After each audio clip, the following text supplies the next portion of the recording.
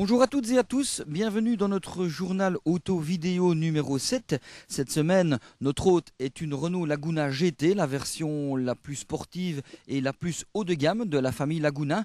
Une bonne manière d'introduire notre sujet, puisque vous le savez, nous l'avons évoqué précédemment, le salon de Londres bat son plein en ce moment. Et c'est précisément cette occasion que Renault a choisi pour présenter la petite dernière de la famille Mégane, la Mégane RS 26R. Que nous vous faisons découvrir maintenant avec les autres nouveautés du salon. Né en 1909, ressuscité en juillet 2006, le British Motor Show, ou si vous préférez le Salon automobile de Londres, n'a pas tardé à prendre du galon. Il est vrai qu'au niveau européen, la Grande-Bretagne représente une part de marché non négligeable puisque faisant partie du top 3 derrière l'Allemagne et l'Italie. Le succès de l'événement respecte donc une certaine logique. C'est précisément cet endroit que Seat a choisi pour lancer officiellement sa version 3 portes de la nouvelle génération d'Ibiza, lancée en juin en berline 5 portes. D'aspect assez dynamique, cette version baptisée SC, pour Sport Coupé, bénéficiera d'un important programme de personnalisation tant pour l'extérieur que pour l'intérieur. Alfa Romeo a lui aussi décidé d'une première apparition publique de sa petite Mito dans la capitale anglaise. Un modèle porteur de gros espoirs pour la marque milanaise, dont l'objectif est d'atteindre les 300 000 ventes par an d'ici 2010, ce à quoi doit contribuer la Mito.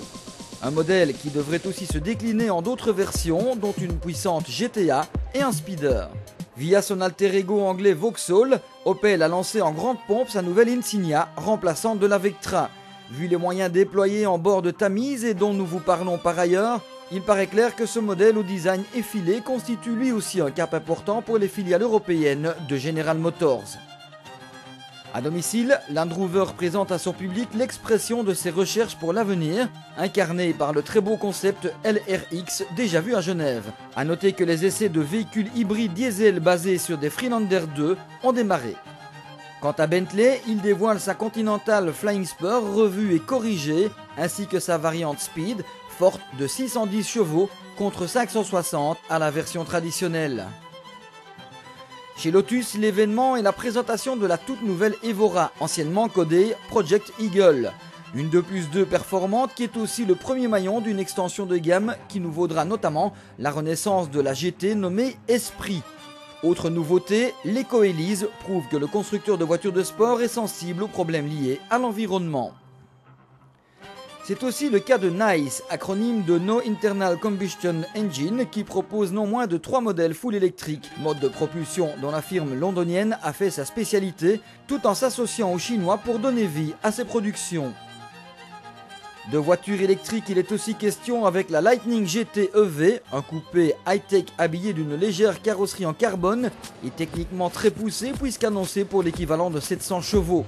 La production est envisagée à terme, mais le prix n'a pas encore été annoncé. Le concept OSM pour Open Study Model de Honda est lui aussi de type hybride et préfigure sans doute le remplaçant de l'actuel Roadster S2000.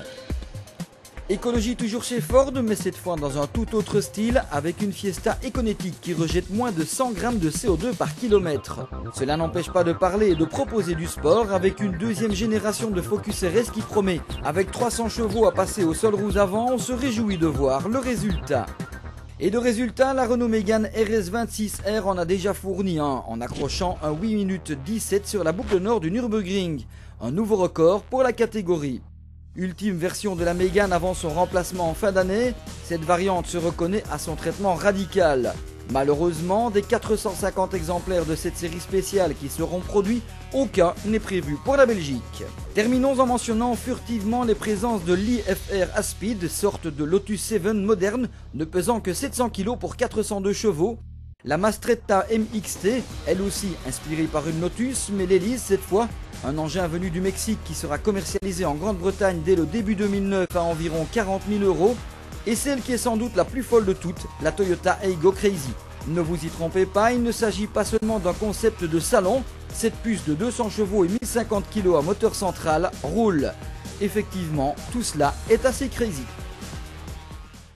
Notre 7e édition du journal auto vidéo est déjà terminée. Nous vous retrouverons bien entendu tout au long de la semaine sur industrie.turbomagazine.be et pour les sportifs sur sport.turbomagazine.be. Et en parlant des sportifs, n'oubliez pas, en cette période estivale, l'un des plus gros événements internationaux en course d'endurance, les 24 heures de Francorchamps.